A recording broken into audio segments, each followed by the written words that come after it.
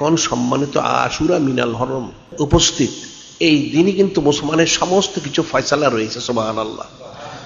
হাদিস শরীফ ওর মধ্যে বর্ণিত রয়েছে। এখন মানুষ তো জমিনে কি প্রয়োজন?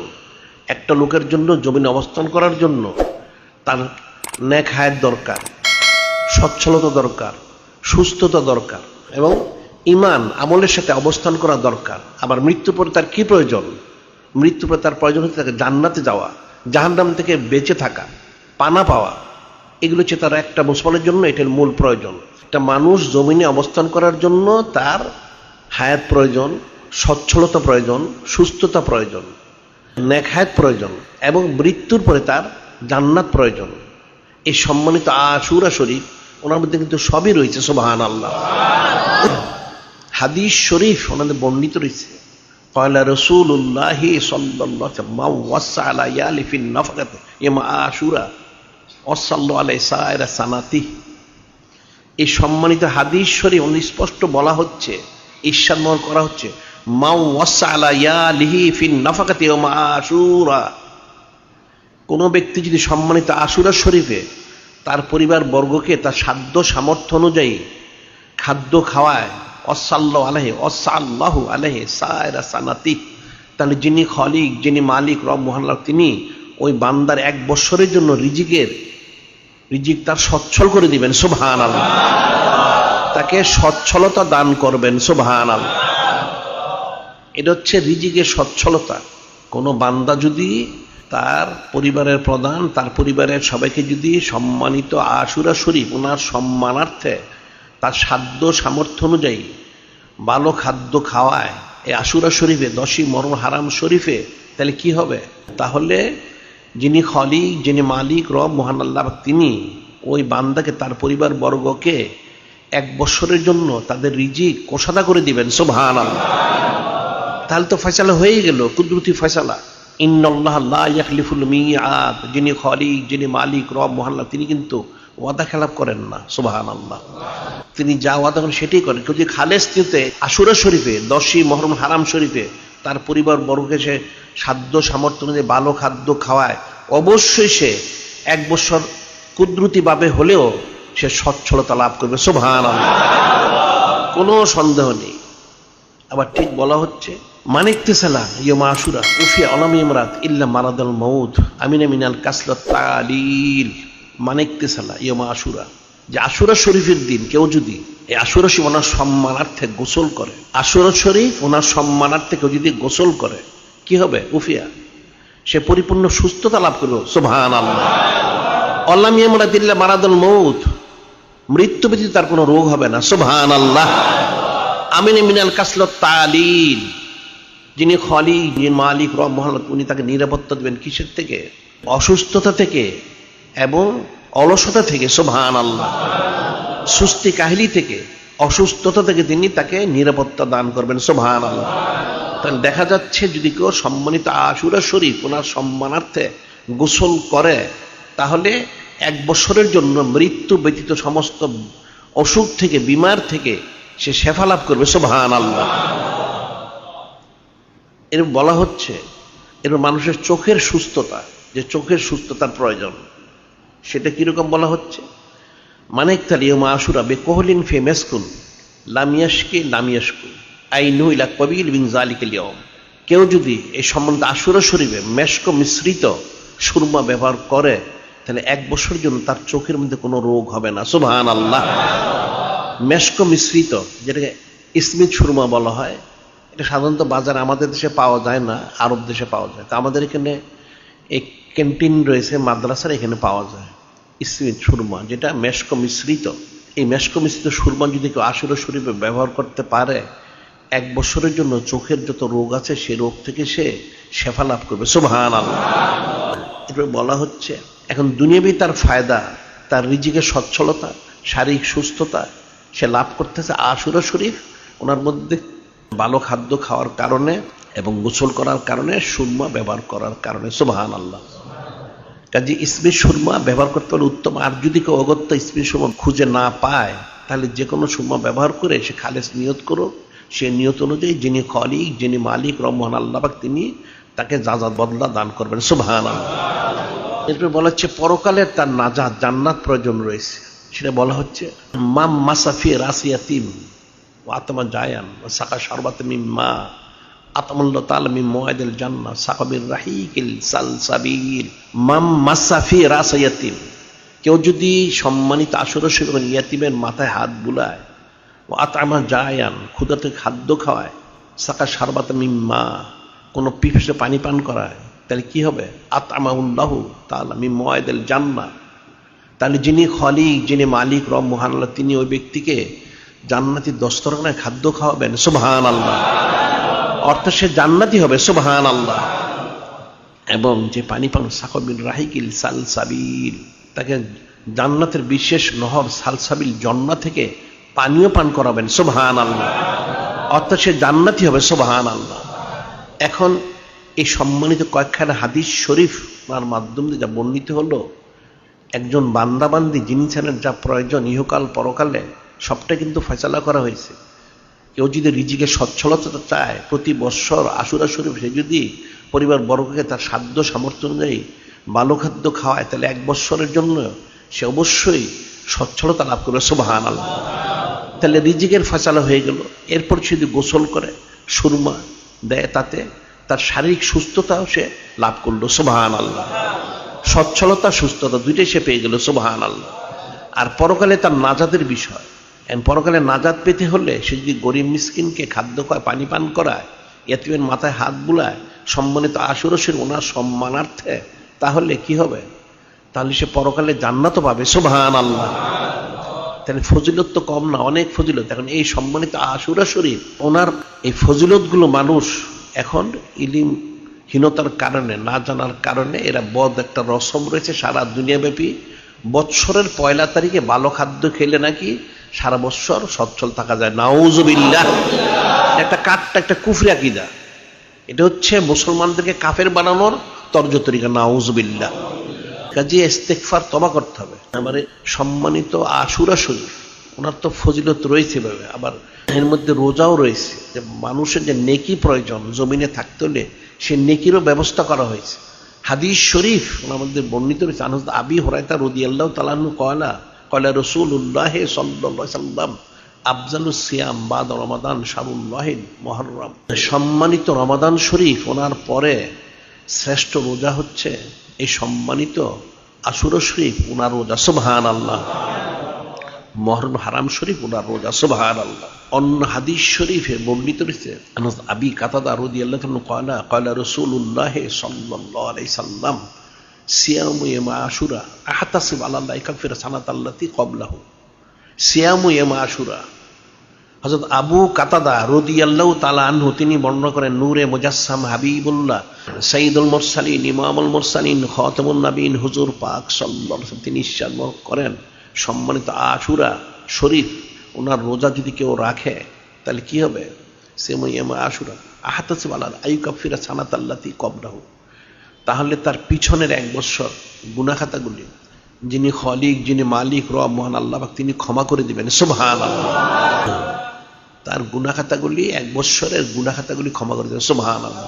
তাহলে দেখা যাচ্ছে রোজা রাখলে ফজিলত তার গুনাহখাতাগুলিও ক্ষমা হয়ে গেল। সুবহানাল্লাহ। আবার বলা হচ্ছে ক্বালা রাসূলুল্লাহ সাল্লাল্লাহু আলাইহি সাল্লাম মান সামা ইয়াম আশুরা মিনাল মুহররম কাতাবাল্লাহু লাহু ইবাদা 60 সানা বিসিয়ামিহা ওয়া কিয়ামিহা। মান সামা ইয়াম আশুরা মিনাল মুহররম, যে আশুরা শরীফ ওনার রোজা রাখবে, কাতাবাল্লাহু লাহু ইবাদা 60 সানা বিসিয়ামিহা ওয়া কিয়ামিহা, যে আশুরা শরীফ রোজা রাখবে তার জন্য 60 বছর দিনের রোজা এবং রাত্রির নফল ইবাদত করলে যে ফজিলত, সেই ফজিলতটা দিয়ে দেওয়া হবে। সুবহানাল্লাহ। তাহলে সে ফজিলত পাচ্ছে, নেকিও পাচ্ছে। সুবহানাল্লাহ। তাহলে এখন যে আশুরা শরীফ রোজা রাখতে হবে কিভাবে, সেটা আবার হাদিস শরীফ বর্ণিত রয়েছে। হযরত ইবনে আব্বাসিন রাদিয়াল্লাহু আনহু ক্বালা হিনা সামা রাসূলুল্লাহ সাল্লাল্লাহু আলাইহি সাল্লাম ইয়াম আশুরা ওয়া আমারা বিসিয়ামিহি ক্বালু ইয়া রাসূলাল্লাহ সাল্লাল্লাহু আলাইহি সাল্লাম ইন্নাহু ইয়াউমুন ইউআযযিমুল ইয়াহুদ ওয়ান নাসারা فقال رسول الله صلى الله عليه وسلم لئن بقيت إلى قابل لأصومن التاسع। হযরত ইবনে আব্বাস রাদিয়াল্লাহু তাআলা আনহু তিনি বর্ণনা করেন, নূরে মুজাসসাম হাবিবুল্লাহ সাইয়্যিদুল মুরসালিন ইমামুল মুরসালিন খাতামুন নবীন হুজুর পাক সাল্লাল্লাহু আলাইহি ওয়াসাল্লাম তিনি যখন সম্মানিত আশুরা শরীফ ওনার রোজা শুরু করলেন এবং রাখতে বললেন হযরত সাহাবায়ে কিরাম রাদিয়াল্লাহু তাআলা আনহু ওনাদেরকে, তখন ওনারা বললেন ইয়া রাসূলুল্লাহ, ইয়া হাবিবাল্লাহ সাল্লাল্লাহু আলাইহি ওয়াসাল্লাম, এই সম্মানিত আশুরা শরীফকে ইহুদি নাসারারাও তো সম্মান করে, তাহলে তাদের সাথে তো আমাদের মোশাবাহ হয়ে যাবে। তখন নূরে মুজাসসাম হাবিবুল্লাহ সাইয়্যিদুল মুরসালিন ইমামুল মুরসালিন খাতামুন নবীন হুজুর পাক সাল্লাল্লাহু আলাইহি ওয়াসাল্লাম নিশান করলাইন বাকাইতু ইলা কাবিলিন আসুমান্নাতাস, সামনের বছর যদি জমিনে অবস্থান মোবারক করি তাহলে 9 এবং 10 এই 2 তারিখ আমি রোজা রাখবো। সুবহানাল্লাহ। এই জন্য অন্য হাদিস শরীফ বলা হচ্ছে আশুরা শরীফ ওনার এক রোজা রাখা হচ্ছে মাকরু তাহরিমি। এই জন্য 9, 10 রাখা উত্তম, অথবা 10, 11 সেটাই বলা হচ্ছে অন্য হাদিস শরীফে ক্বালা রাসূলুল্লাহি সাল্লাল্লাহু আলাইহি ওয়াসাল্লাম সুমু ইয়াওমা আশুরা খালিফু ফিহি ইয়াহুদ নূরে মুজাসসাম হাবিবুল্লাহ সাইয়্যিদুল মুরসালিন ইমামুল মুরসালিন খাতামুন নবীন হুজুর পাক সাল্লাল্লাহু আলাইহি ওয়াসাল্লাম তিনি ইরশাদ করেন সুমু ইয়াওমা আশুরা খালিফু ফিহি ইয়াহুদ, যে তোমরা আশুরা শরীফ রোজা রাখো, ইহুদিদের খেলাপ করো। কিভাবে করবে? সুমু ক্বাবলা ইয়াওমান ওয়া বা'দা ইয়াওমান, একদিন আগে বা পরে, অর্থাৎ 9, 10 অথবা 10 কিন্তু আফজল হচ্ছে 9, 10 রোজা রাখা। সুবহানাল্লাহ। এটা হচ্ছে আশুরা শরীফের রোজার ফজিলত। রোজা রাখলে রোজা হবে, ফজিলত নেকি পাবে, অনেক ফজিলত পাবে, রেজামন্দি সন্তোষজনক সে হাসিল করতে পারবে। সুবহানাল্লাহ। আবার এই আশুরা শরীফ রোজা রেখে কিন্তু ইফতার করানো যায়, সে ইফতারি করারও অনেক ফজিলত রয়েছে। হাদিস শরীফ বর্ণিত ক্বালা রাসূলুল্লাহি সাল্লাল্লাহু আলাইহি সাল্লাম মান ফাত্তারা মুমিনান লাইলাতা আশুরা মিনাল মুহররম ফালাফতার ইনদা জামি উম্মতে সাইয়্যিদানা হাবিব সাল্লাল্লাহু আলাইহি সাল্লাম নূরে মুজাসসাম হাবিবুল্লাহ সাইয়্যিদুল মুরসালিন ইমামুল মুরসালিন খাতামুন নবীন হুজুর পাক সাল্লাল্লাহু আলাইহি ওয়াসাল্লাম তিনি ইরশাদ করেন, কেউ যদি সম্মানিত আশুরা শরীফ এই রোজার যারা রোজাদার তাদেরকে ইফতার করায়, তাহলে কি হবে? সে যেন সমস্ত উম্মত ওনাদেরকে ইফতারি করালো। সুবহানাল্লাহ। এটা কিন্তু সোজা বিষয় না। সমস্ত উম্মত বলতে একমাত্র যিনি খালিক, যিনি মালিক, রব মহান আল্লাহ, তিনি ব্যতীত সকলেই নূরে মুজাসসাম হাবিবুল্লাহ সাইয়্যিদুল মুরসালিন ইমামুল মুরসালিন খাতামুন নবীন হুজুর পাক সাল্লাল্লাহু ওনার উম্মত, ওনাদের অন্তর্ভুক্ত। সুবহানাল্লাহ। যেন বলো উম্মত 2 প্রকার, ইজাবত, দাওয়াত। ইজাবত হচ্ছে যারা কবুল করেছে, আমরা কবুল করেছি, আমরা উম্মত ইজাবত। আর যারা কবুল করেনি তাদেরকে দাওয়াত দিয়েছে। এবং অতীতের সমস্ত নবী রাসূল আলাইহিমুস সালাম ওনারাও উম্মত, ওনাদের অন্তর্ভুক্ত। সুবহানাল্লাহ। তাহলে যে একজন উম্মতকে, অর্থাৎ আশুরা শরীফে যে রোজা রাখলো এমন এক ব্যক্তিকে যদি ইফতার করাতে পারে, তাহলে সেজন্য সমস্ত উম্মত ওনাদেরকে ইফতার করালো। সুবহানাল্লাহ। বিষয়টা কম না, অনেক ফজিলতপূর্ণ। এখন এই ফজিলত শুনে হয়তো সকলেই চাবে আরেকজনকে ইফতার করানোর জন্য, এটাই স্বাভাবিক। তবে এখন যদি কেউ কাউকে আগে দাওয়াত দেয়, তার দাওয়াত কবুল করা উচিত। এখন যে দাওয়াত দিল সে তো ফজিলত লাভ করবে, তবে যে দাওয়াত খাবে সেও ফজিলত লাভ করতে পারে। সে যদি সাথে কিছু ইফতারি নিয়ে যায়, যে বিষয়গুলি তার ইফতারি করবে, যে খাদ্য সেখানে সে মিশ্রিত করে দেয়, মিশ্রিত করে যদি উভয় খাদ্য খায়, তাহলে যে ইফতারি দাওয়াত দিল আর যে দাওয়াত খেলো উভয় কিন্তু ইফতারি করানোর যে ফজিলত সেটা লাভ করতে পারবে। সুবহানাল্লাহ। যে বিষয়টা ফিকিরের বিষয়, ফিকির না করলে বিষয়টা কিন্তু বোঝা যাবে না। সম্মানিত আশুরা শরীফ, ওনার ফজিলত, ওনার বুজুর্গি, ওনার সম্মান কিন্তু বেমিসাল। এটা সাধারণ মানুষ উপলব্ধি করতে পারবে না। সাধারণ মানুষ যেহেতু একজন ইনসান, সে তার মতো ফিকির করে, তার মতো ফিকির করলে হবে না। যিনি খালিক, যিনি মালিক, রব মহান আল্লাহ পাক, তিনি তো মহান দাতা। এবং ওনার হাবিব নূরে মুজাসসাম হাবিবুল্লাহ সাইয়্যিদুল মুরসালিন ইমামুল মুরসালিন খাতামুন নবীন হুজুর পাক সাল্লাল্লাহু আলাইহি ওয়াসাল্লাম তিনি মহান বন্টনকারী। সুবহানাল্লাহ। এই জন্য কালামুল্লাহ শরীফ ওনাদের বর্ণিত রয়েছে। কারণ অনেক রকম চুচারা কিলোকাল অনেকের থেকে থাকে, আকীদা শুদ্ধ না হওয়ার কারণে। অনেক দেখা যাচ্ছে আওয়ামুন্নাস, আবার আলেম সুফি দরবেশ নামদারি যারা আসলে গুমরা, এরা কিন্তু এই সমস্ত ফজিলত নিয়ে চুচারা করে থাকে। নাউযুবিল্লাহ। কালামুল্লাহ শরীফ নিঃসর্বর করেছে ফামাইয়ামাল মিসকালা যাররাতিন খায়রান ইয়ারা ওমাইয়ামাল মিসকালা যাররাতিন শাররান ইয়ারা। যিনি খালিক, যিনি মালিক, যিনি রব মহান আল্লাহ পাক, তিনি ইরশাদ মোবারক করেন, কোনো ব্যক্তি যদি এক বিন্দু থেকে বিন্দু, তবে এক জাররা পরিমাণ যাররা বলা হলো অনেক ব্যাখ্যা, একটা পিঁপড়ার ডিমের 40 ভাগের 1 ভাগ সাধারণ বর্ণনা করে, অর্থাৎ যেখানে আর সেই পদার্থটাকে ভাঙা যায় না, এটি শেষ বিন্দু, সেটা হচ্ছে জাররা। তো 1 জাররা পরিমাণ কেউ যদি নেক কাজ করে সেটার বদলা তিনি দিবেন, সুবহানাল্লাহ। আর কেউ যদি 1 জাররা গুনাহ করে তার বদলা তাকে ভোগ করতে হবে, নাউযুবিল্লাহ। এখন যিনি খালিক, যিনি মালিক, রব মহান আল্লাহ পাক, তিনি সামান্য বিন্দু থেকে বিন্দুতম নেক কাজের বিনিময়ে অনেক বড় ফজিলত দান করেন, যেটা হাদিস শরীফ বর্ণিত রয়েছে। আবি যর রাদিয়াল্লাহু আনহু ক্বালা রাসূলুল্লাহ সাল্লাল্লাহু আলাইহি সাল্লাম লা তাহকিরান্না মিনাল মা'রুফ শাইআ, যে তোমরা কোনো নেক কাজকে ছোট বললে কিন্তু অবজ্ঞা করো না, নাউযুবিল্লাহ। আমল সলে যত ছোটই হোক না কেন অত্যন্ত ফজিলতপূর্ণ, সুবহানাল্লাহ।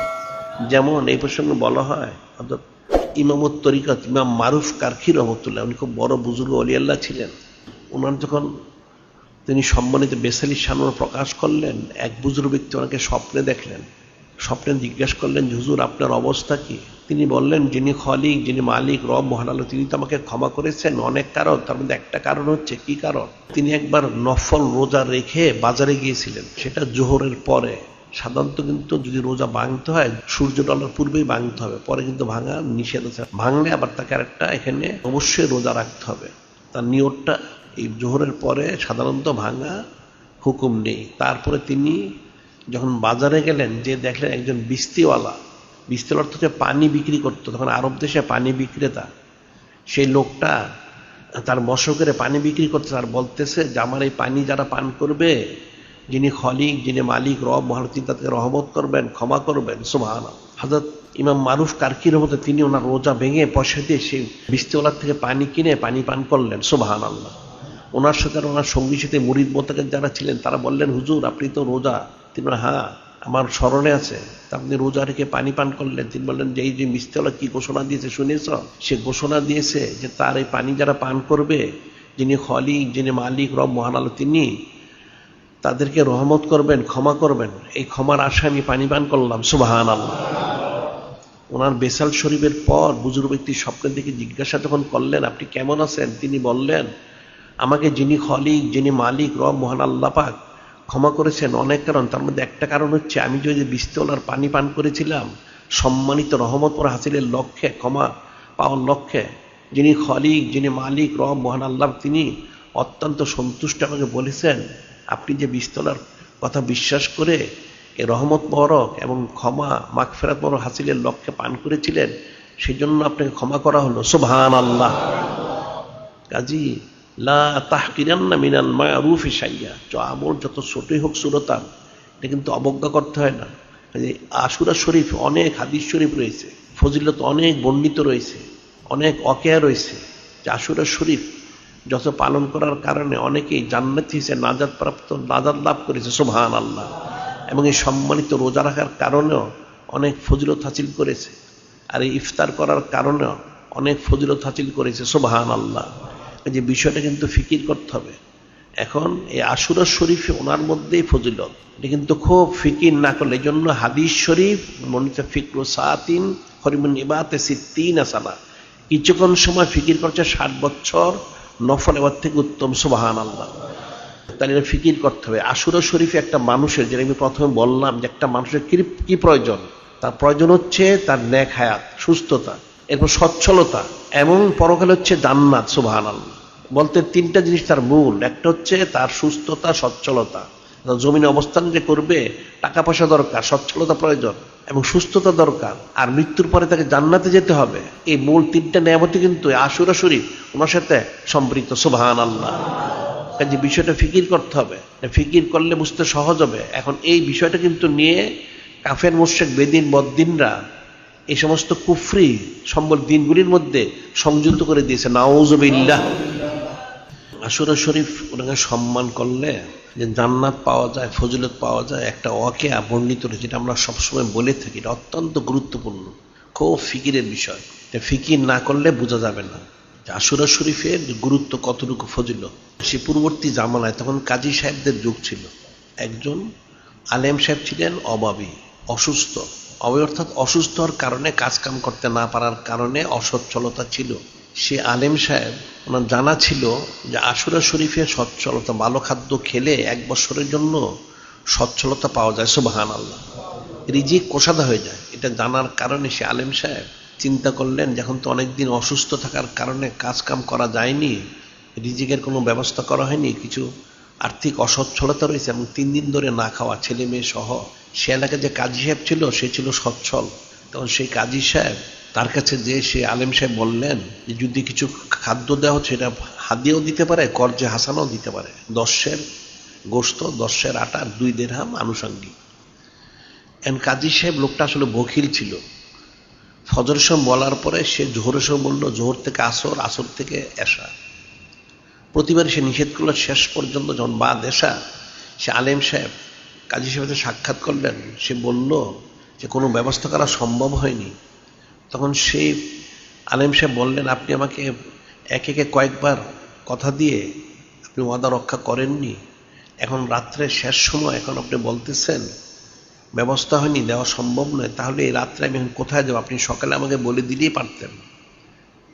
এটা যখন সে আলেম সাহেব বললেন, তখন সেই কাজী সাহেব সে তার দরজা বন্ধ করে ঘরের ভিতর সে চলে গেল।